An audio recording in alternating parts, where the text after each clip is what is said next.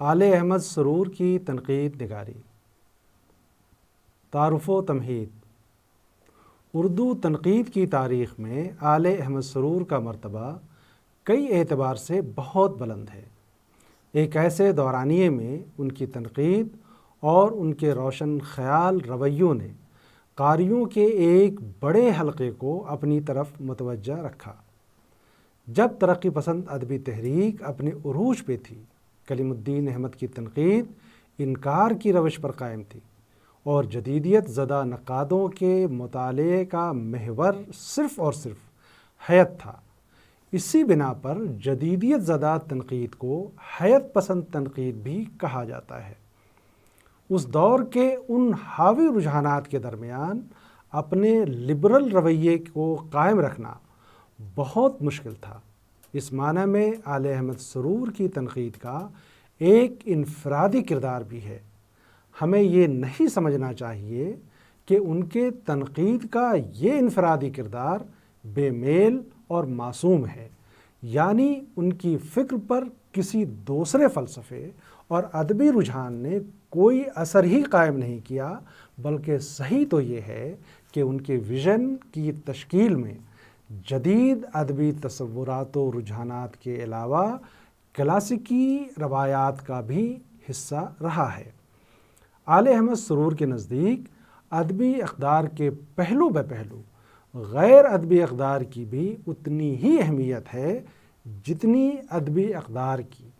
غیر ادبی اقدار سے مراد اخلاقی، سماجی اور تہذیبی اقدار، جنہیں ہم ہیومن کنسرن یعنی انسانی احساس یا انسان سے متعلق کہتے ہیں۔ آل احمد سرور نے مغرب کے ان ادبی تصورات سے ہمیشہ ایک فاصلہ رکھا جن کا مسئلہ محض لفظ و حیت تھا یا جن کی بنیاد ہی افادیت پر قائم ہوئی تھی۔ آل احمد سرور نے دونوں قسم کے تصورات میں جو انتہا پسندی واقع ہو گئی تھی اسے چھانٹ کر توازن کا راستہ اختیار کیا۔ اسی لیے اردو تنقید کی تاریخ میں انہیں ایک متوازن نقاد کے نام سے منسوب کیا جاتا ہے۔ آل احمد سرور صاحب طرز نقاد بھی ہیں۔ عموماً تنقید کے عمل میں اسلوب کی پرستاری کا شمار عیب میں کیا جاتا ہے۔ 20ویں صدی کے ایسے کئی نقاد ہیں جنہوں نے اپنے مطالعات میں تاثرات پر زیادہ اعتماد کیا ہے۔ فوری تاثر عموماً جذباتی نوعیت کا ہوتا ہے، اسی باعث اس میں استحکام و اعتبار کی کمی ہوتی ہے۔ لیکن اس روایتی معنی میں آل احمد سرور کو اسلوب کا پرستار بھی نہیں کہا جا سکتا۔ ان کی تنقید کے عمل کی ایک خاص تکنیک ہے اور لفظوں کو برتنے اور ترکیبیں وضع کرنے کا ان کا اپنا ایک الگ انداز ہے۔ یہ وہ امور ہیں جن سے ان کے تنقیدی مخاطبے یعنی کریٹیکل ڈسکورس کی ایک خاص وضع قائم ہوئی ہے۔ اسی باعث انہیں صاحب طرز بھی کہا جاتا ہے اور اسی باعث وہ ان دوسرے معروف تاثراتی نقادوں سے بھی مختلف ہیں جن کے نزدیک محض تاثر کی اہمیت ہے، دلیل اور جواز کوئی معنی نہیں رکھتے، جبکہ آل احمد سرور کی تنقید کے وہ حصے جن پر تاثریت کا گمان ہوتا ہے انہیں بھی محض تاثراتی نہیں کہا جا سکتا، کیونکہ آل احمد سرور کی اس بصیرت کی چمک وہاں بھی اپنی جھلک دکھا ہی جاتی ہے جس نے مختلف اسالیب فکر اور مختلف ادبی اور غیر ادبی تصورات اور ماضی کی عظیم سلسلہ وار روایت سے جلا پائی ہے۔ سبق کا مقصد۔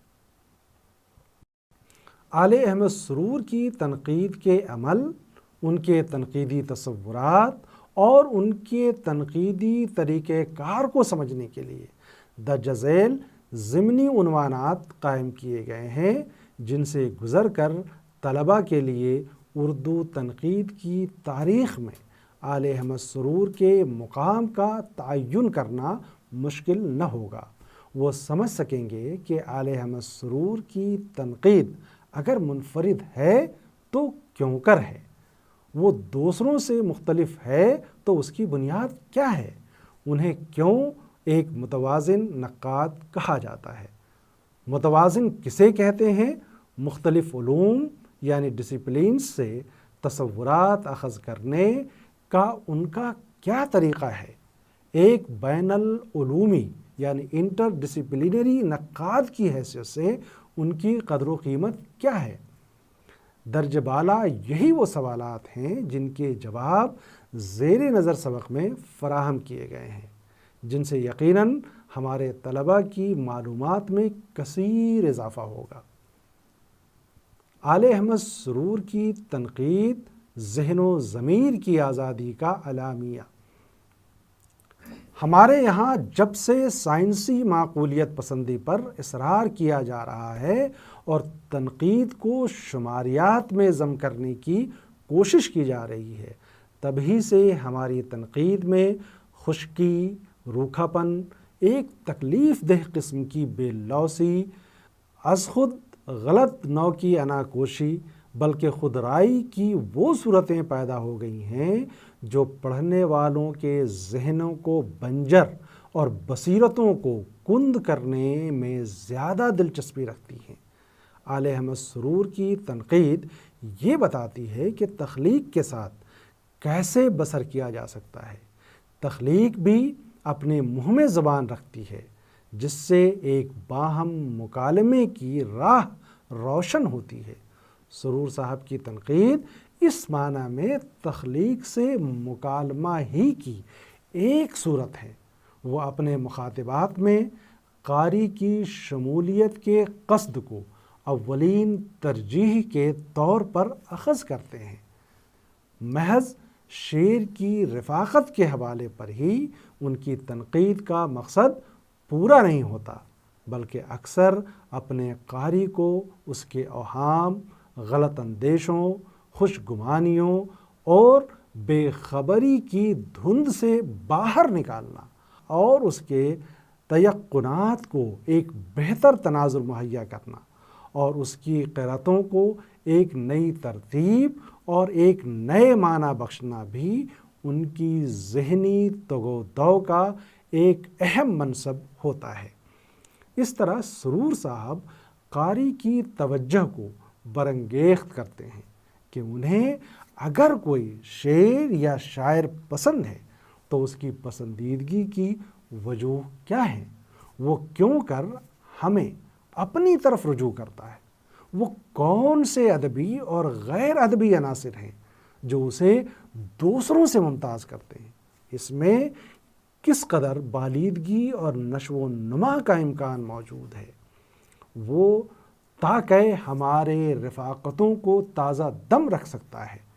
ادبی تاریخ ہی نہیں، ہماری یادداشتوں میں بھی اس کا کیا مقام ہے یا کیا ہو سکتا ہے۔ کوٹیشن: ادب میری محبت ہے اور ادب کی تدریس صرف میرا مشغلہ ہی نہیں، میری عبادت بھی رہی ہے۔ کہا جاتا ہے کہ کسی آدمی یا ادارے یا قوم کو پہچاننے سے پہلے اس سے محبت ضروری ہے۔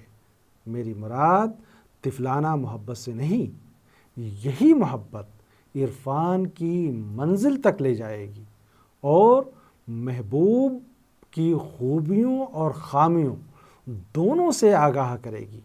یہ زندگی کو اس کے ہر رنگ میں دیکھے گی اور دکھائے گی اور اپنی تنظیم اور خیال انگیزی کی وجہ سے زندگی کی نئی تنظیم کی طرف مائل کرے گی۔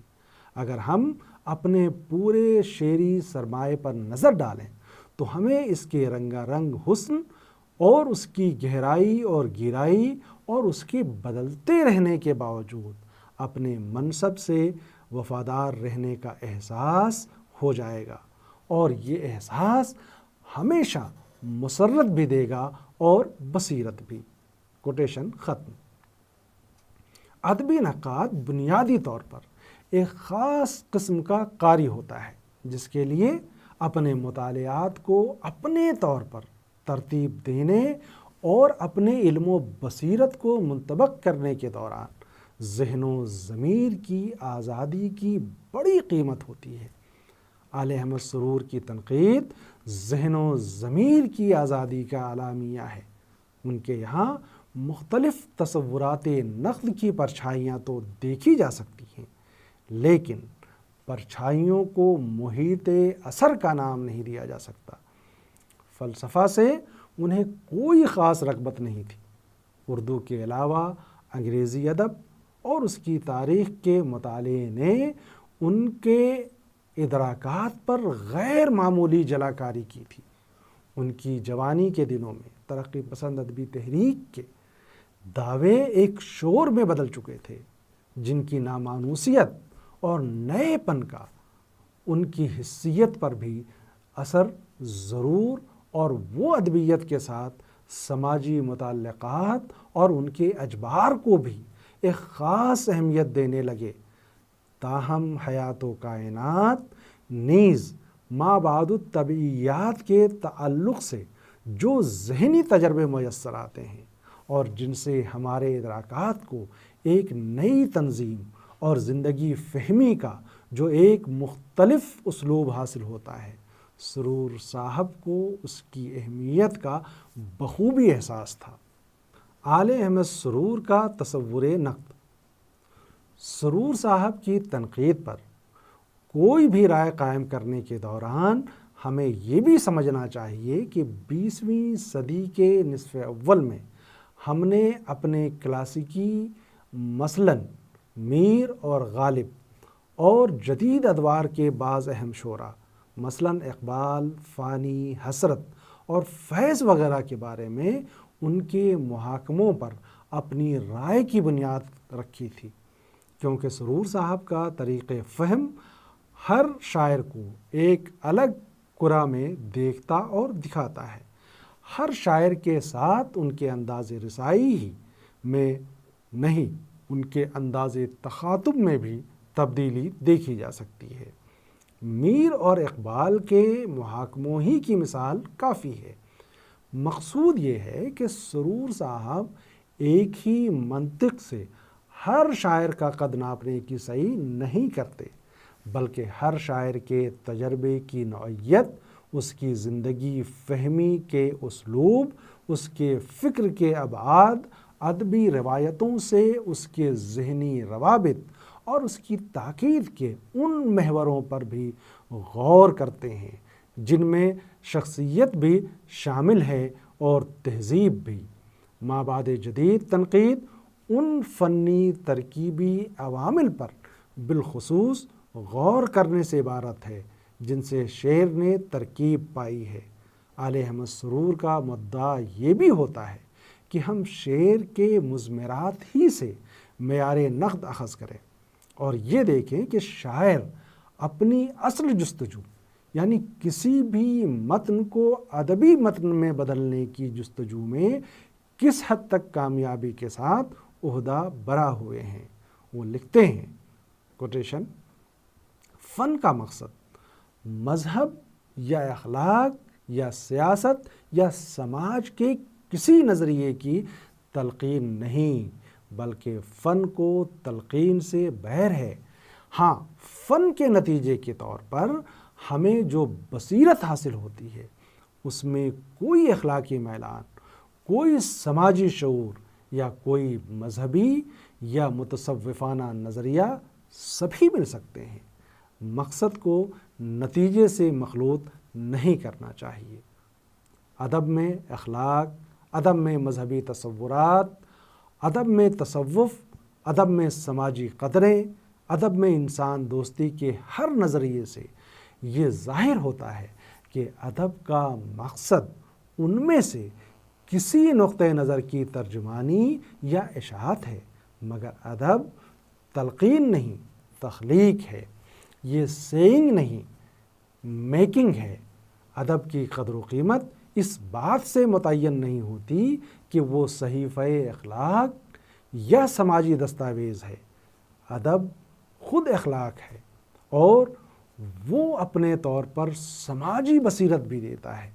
ادب کا کوئی تعلق نہ پروپیگنڈے سے ہے، نہ لوگوں کی ہدایت کرنے سے، نہ راہ نجات سے، نہ فوری عمل کے لیے اکسانے سے۔ اس کا مقصد تخیلی تجربے کی ترسیل ہے۔ کوٹیشن ختم۔ آل احمد سرور کا تصور عظمت۔ اکثر نقادوں کی خصوصی دلچسپی کا مرکز کوئی ایک یا دو تخلیقی فنکار ہوتے ہیں جنہیں وہ دوسروں کے مقابلے پر زیادہ فوقیت دیتے ہیں، اور جا اور بے جا مختلف تحریروں میں ان کا ذکر لائے بغیر انہیں تسلی نہیں ہوتی۔ ایک اعتبار سے وہ ان کی طاقت بھی ہے اور کمزوری بھی۔ وہ ایک کا دوسرے سے تقابل کرتے ہیں، یا ان کی کوشش درجہ بندی کی ہوتی ہے۔ یوں بھی دیکھا گیا ہے کہ درجہ بندی یا تقابل کے عمل میں ایک کے حق میں دوسرے کو چھوٹا یا بڑا قرار دیا جاتا ہے۔ یہ ضروری نہیں کہ میر کے قامت کو بلند دکھانے کے لیے غالب کے قد کو چھوٹا یا غالب کے مقابلے پر میر کے قد کو کوتاہ ثابت کیا جائے۔ کبھی کبھی یہ عمل بے حد مضحکہ خیز نتیجے تک بھی پہنچتا ہے۔ اثر لکھنوی، محمد حسن عسکری، سلیم احمد، انتظار حسین، شمس الرحمن فاروقی وغیرہ کی میر پرستی جگ ظاہر ہے۔ ان میں سے اکثر حضرات نے میر کے مقابلے میں غالب کی مقبولیت کو نادرست یا غلط ٹھہرایا ہے۔ غالب کسی کے ذہنی پیچاک کا سبب بن گئے ہیں، کسی کے لیے ذہنی آسیب جو بار بار اپنی موجودگی اور اپنی قوت کا احساس دلاتا ہے۔ گویا غالب کے بغیر میر کو ثابت کرنا ان کے لیے ایک مجبوری ہے، جو دوسرے معنی میں یہ بھی ثابت کرتی ہے کہ غالب بہرحال بڑائی اور عظمت کا ایک معیار ہیں۔ میر بلند پایہ شاعر ہیں۔ انہیں تقریباً ہر قماش اور ہر دور کے شاعر و نقاد نے غیر معمولی جذبہ افتخار سے یاد کیا ہے۔ غالب کے ساتھ یہ نہیں ہوا۔ ان سے بغض رکھنے والوں کی خاصی تعداد ہے جو ان کی ہر دل عزیزی کا بڑھتا ہوا گراف دیکھ کر تکلیف میں مبتلا ہو جاتے ہیں، یا پھر وہ لوگ جنہیں ان کی میں پرستی، قمار بازی اور کاسہ لیسی دل کا غبار نکالنے کے لیے بہانہ بن جاتی ہے۔ آل احمد سرور ایک روشن خیال اور لبرل نقاد ہونے کے باوجود ذہناً کلاسیکی ہیں۔ ان کے پسندیدہ تخلیقی فنکاروں میں غالب اور اقبال کا درجہ کافی بلند ہے۔ میر بھی ان کے نزدیک بڑے شاعر ہیں، اور انیس کی عظمت بھی ان میں سے کسی سے کم نہیں۔ آل احمد سرور کا یہ منصب نہیں ہے کہ کسی ایک کے مقابلے پر رکھ کر دوسرے کو بڑا یا چھوٹا ثابت کیا جائے۔ انہوں نے اپنے مضمون بعنوان انیس کی شاعرانہ عظمت میں یہ واضح کرنا ضروری سمجھا کہ عموماً اور بالخصوص ان کی نظر میں بڑائی کا تصور کیا ہے۔ کالی داس، تلسی داس، ٹیگور اور اقبال کی شاعری میں بقول ان کے جو دانش مندی یعنی وزڈم ملتی ہے، اور ان کے ذاتی تجربے اور شخصی نظریے کو جس خوبی سے انہوں نے پیش کیا ہے، یہی چیز ان کی آفاقیت کی دلیل ہے۔ بڑا شاعر سرور صاحب کے لفظوں میں وہ نہیں ہے جو زیادہ سے زیادہ فلسفہ بگھارتے ہیں، یا مذہب کی تلقین کرتے ہیں، یا سیاست کے اصول وضع کرتے ہیں۔ بڑے شاعر وہ ہیں جو اپنے خصوصی تجربات کے متعلق بہت کچھ کہتے ہیں، اور ان خصوصی تجربات میں ایک کلی نظر کی وجہ سے ایک خاص گہرائی یا عظمت یا آفاقیت خود بخود آ جاتی ہے۔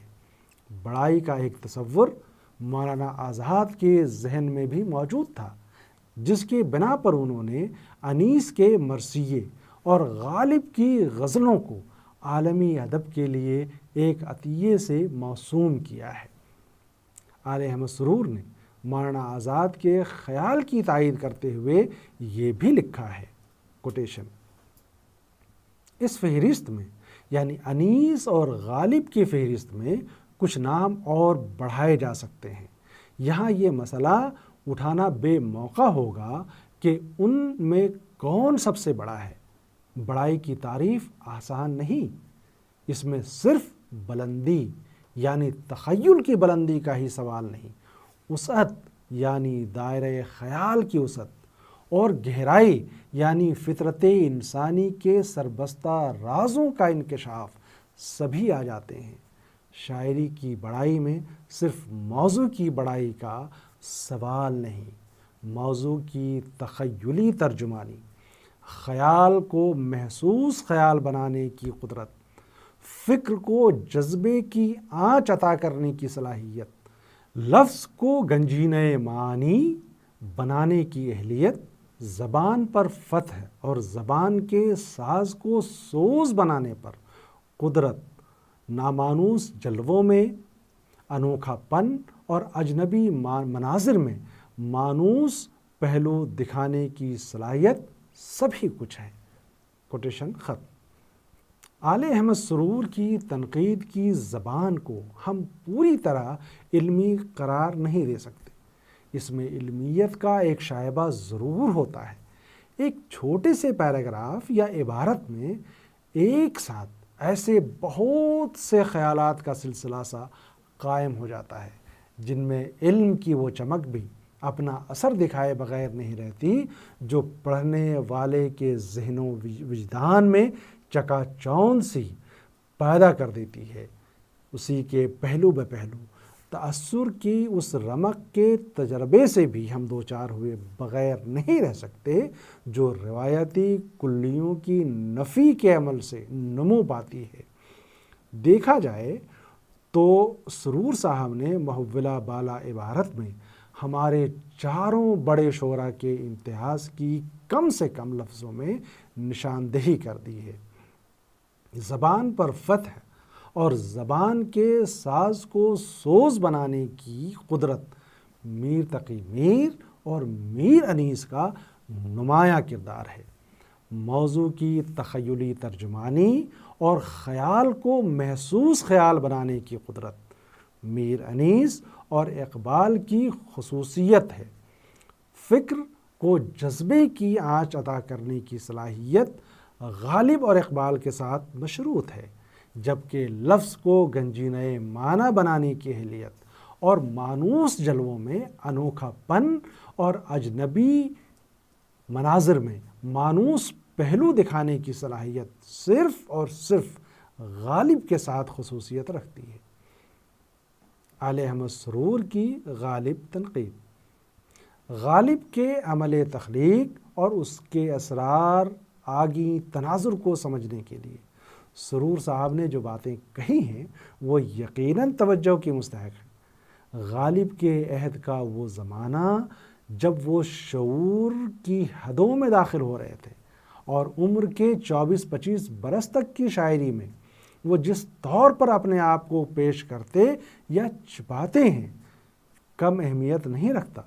نسخہ حمیدیہ کا غالب تجربے کی کوکھ سے پیدا نہیں ہوتا، علم و اکتساب کی پیداوار معلوم ہوتا ہے۔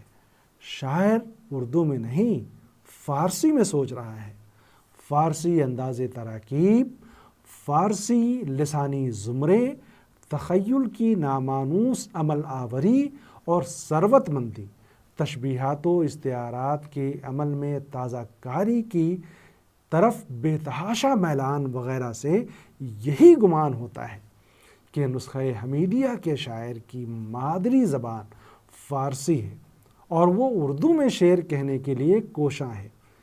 یہ ایک فارسی میں رچے اور رنگے ہوئے ذہن کی اردو شاعری ہے، اس لیے وہ بڑی حد تک نامانوس ہے اور اردویت سے عاری ہونے کے باوجود ایک نئے اور بلند کوش اسلوب کے تجربے سے ہمیں روشناس کراتی ہے۔ اس ضمن میں سرور صاحب نے واضح لفظوں میں اشارہ بھی کیا ہے۔ اقتباس: غالب سے پہلے اردو شاعری میں 2 رنگ اہم تھے، ایک میر و میر حسن اور مصحفی کا، دوسرا سودا سے آب و تاب لیتا ہوا ناسخ کی درباری، مہذب، شعری، لفظ پرست، تمثیلی اور اخلاقی لے کا جو ذوق کے یہاں محاوروں اور مجلسی آداب کے بل پر مقبول ہوتا ہے۔ غالب کی مادری زبان اردو تھی، مگر ان کے طبقے کی تہذیبی اور علمی اور ادبی زبان فارسی تھی۔ تخیل کی پرواز کے لیے فارسی کے پاس صدیوں کے ریاض کا ثمرہ تھا۔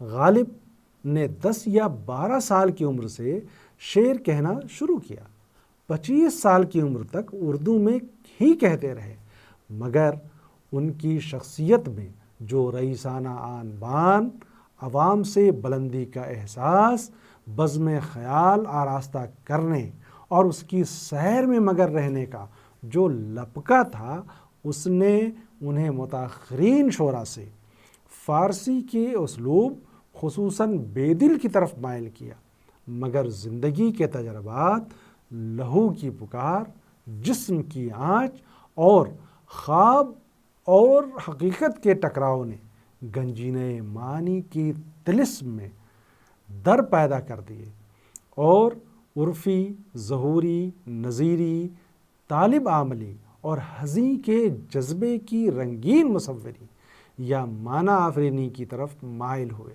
اقتباس ختم۔ غالب کے متداول دیوان کی شاعری کو اگر کوئی مناسب نام دینا ہے تو اس کے لیے نسخہ حمیدیہ کا مطالعہ از بس کے ضروری ہے۔ آل احمد سرور کے غالب پر لکھے ہوئے 6 مضامین ہیں، ان میں انہوں نے نسخہ حمیدیہ کا کہیں نہ کہیں ذکر ضرور کیا ہے۔ ان کا خیال ہے کہ نسخہ حمیدیہ کا مطالعہ جتنا گہرا ہوگا، غالب کی عظمت اتنی ہی واضح ہوگی۔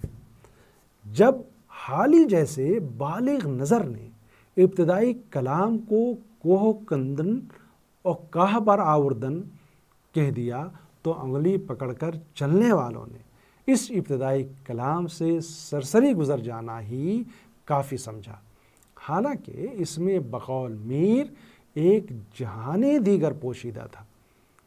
غالب کے وہ اشعار جو نسخہ حمیدیہ میں ہیں لیکن متداول دیوان میں نہیں ہیں، اس لیے اہمیت رکھتے ہیں کہ انہی نے غالب کو غالب بنایا۔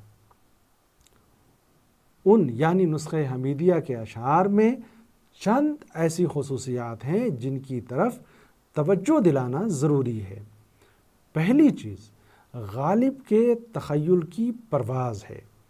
دوسری چیز غالب کی نظر کی گہرائی ہے جو زندگی کے تضادات کو دیکھ لیتی ہے اور ان میں ایک جدلیاتی عمل محسوس کر لیتی ہے۔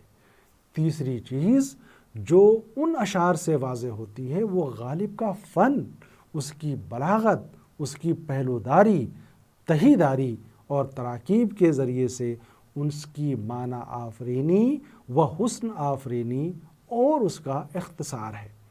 وہ غزل کی روایت جس کے تحت چند مضامین کی شرائط اور تخصیص کا اپنا مقام تھا، عشق کی اپنی تہذیب اور اپنی اخلاقیات تھی، متصوفانہ روایت کے اپنے کچھ تقاضے تھے جن کا لحاظ بقدر احتیاط تقریباً تمام شعراء کرتے آئے تھے۔ غالب نے بھی بعض مسلمات کا احترام کیا، لیکن بعض مسلمات کو اسی طرح رد کیا جس طرح ان کی روزمرہ زندگی رسوم و قیود سے آزاد تھی۔ دراصل ذہن و ضمیر کی آزادی کی روایت 1850 کے بعد کے غالب سے شروع نہیں ہوتی، بلکہ اس کی ابتدا 1815 کے بعد کے نوجوان العمر غالب سے ہو جاتی ہے۔ آل احمد سرور نے بھی غالب کے اس غیر روایتی رجحان کا ذکر کرتے ہوئے لکھا ہے کہ اقتباس: غزل کا فن روانی اور شیرینی چاہتا ہے، لیکن اس کے یہ معنی نہیں کہ شاعر ذوق کی طرح صرف سوئے ہوئے استعاروں یا محاوروں پر تکیہ کرے۔ نسخہ حمیدیہ کے غالب نے اس لیے ذوق کی ایک خاص قسم کی خوش رنگی اور خوش سلیقگی پائی جاتی ہے۔ غالب کے کلام کی خصوصیات پر بحث کرتے ہوئے آل احمد سرور نے مختلف نکات اور جہات کو سامنے رکھا ہے۔ اسی طرح اقبال کی شاعری کا تقابل اور تجزیہ کرتے ہوئے بھی انہوں نے مختلف نکات و جہات کو واضح کر کے اپنی بات نہایت ہی وضاحت و صراحت کے ساتھ قاری کے سامنے رکھنے کی بہت ہی کامیاب کوشش کی ہے۔ مختصر یہ کہ آل احمد سرور کی تنقید کے سلسلے میں ہم اس نتیجے پر پہنچتے ہیں کہ ان کی تنقید کی پہلی اور آخری شناخت اس کا وہ متوازن کردار ہے جس کے نزدیک ہر علم کی اپنی اہمیت ہے۔ ادب محض ایک لسانی ساخت نہیں ہے، اس کی ترکیب میں ادبی اقدار کے علاوہ غیر ادبی اقدار کا رنگ و آہنگ بھی شامل ہوتا ہے۔ تخلیقی فن پارہ محض کسی ہیئت یعنی فارم کا نام نہیں، بلکہ اس معنی و مفہوم، اس تصور، اس فکر و فلسفے کی بھی خاص اہمیت ہے جو فن پارے میں روح کی طرح سرایت پذیر ہوتا ہے۔